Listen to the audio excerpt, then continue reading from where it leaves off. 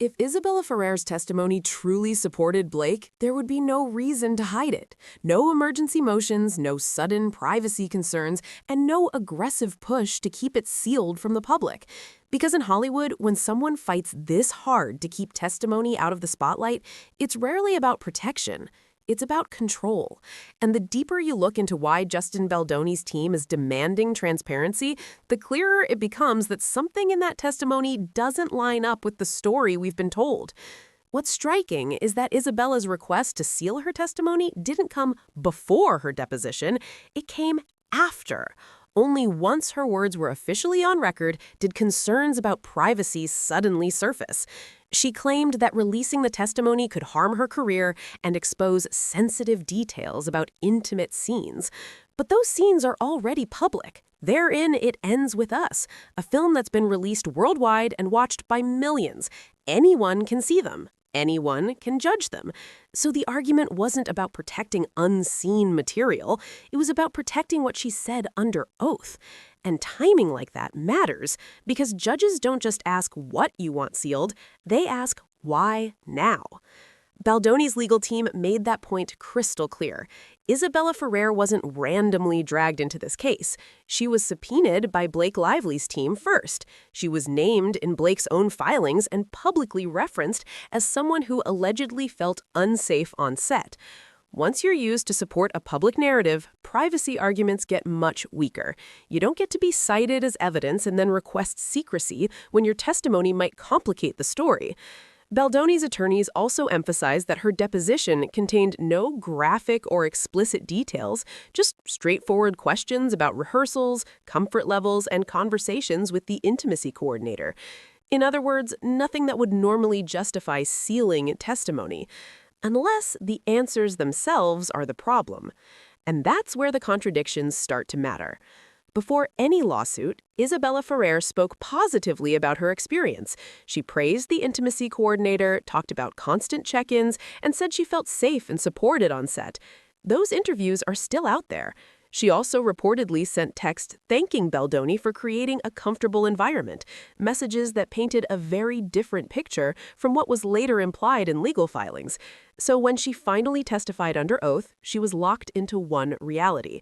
If her testimony contradicted how she was later portrayed, that wouldn't damage Baldoni. It would damage the narrative built around her. In Blake's filings, Isabella wasn't just a witness. She was framed as another example, another woman who allegedly felt unsafe. That framing is powerful because one claim raises questions, but multiple claims create headlines. The problem is that patterns only hold up if the testimony supports them. If a witness later says something different under oath, the entire structure weakens. That's why Baldoni's team argued that sealing the testimony would preserve a public impression that the evidence itself may not support. And courts aren't there to protect impressions, they're there to establish facts. At the same time, this battle wasn't limited to the courtroom. Behind the scenes, a full-blown PR war was unfolding. As documents were unsealed, text messages revealed how stories moved from private conversations into major media outlets. Publicists, crisis managers, and friends of friends quietly feeding narratives on background. Articles appeared suggesting rifts on set, cast conflicts, and creative battles, many of which were later challenged by internal messages. This wasn't organic reporting, it was strategic storytelling. And once those stories took hold, public perception shifted fast. That shift fueled another wave of discussion, including rumors about chemistry between Blake Lively and Justin Baldoni. To be clear, these are unverified reports and speculation, not proven facts. Some insiders have claimed there was noticeable tension or flirtation early on. Others have suggested that Ryan Reynolds appeared uncomfortable during certain moments. A psychiatrist later analyzed publicly available footage and offered an opinion that Blake may have blurred emotional lines with her character.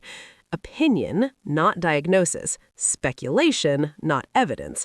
What is documented, however, are text messages in which Blake used openly flirtatious language while discussing scenes, followed by Baldoni redirecting the conversation back to work and family. Those messages don't read like fear. They read like mismatched energy, and that contrast is exactly why this testimony matters. At its core, this case has become less about what happened on set and more about who controls the story afterward. Baldoni is pushing for transparency and public records. Blake's side is pushing for limits, sealing, and selective disclosure. And the judge overseeing this case has consistently leaned towards openness because when accusations affect reputations, sealed testimony creates imbalance. If someone is portrayed publicly as unsafe, the evidence supporting or contradicting that claim should be visible, not hidden. And that brings us back to the question that started all of this. If Isabella Ferrer's testimony truly supported Blake, there would be no reason to keep it secret. No urgency, no resistance, no fight to keep it buried. Courts don't hide testimony that strengthens a case. They hide testimony when someone asks them to. And the fact that Baldoni's team is pushing so hard to make this public tells you everything you need to know, because the truth doesn't fear daylight. And when this testimony is finally unsealed, it won't just clarify what happened on set, it may expose how much of the story was shaped after the camera stopped rolling.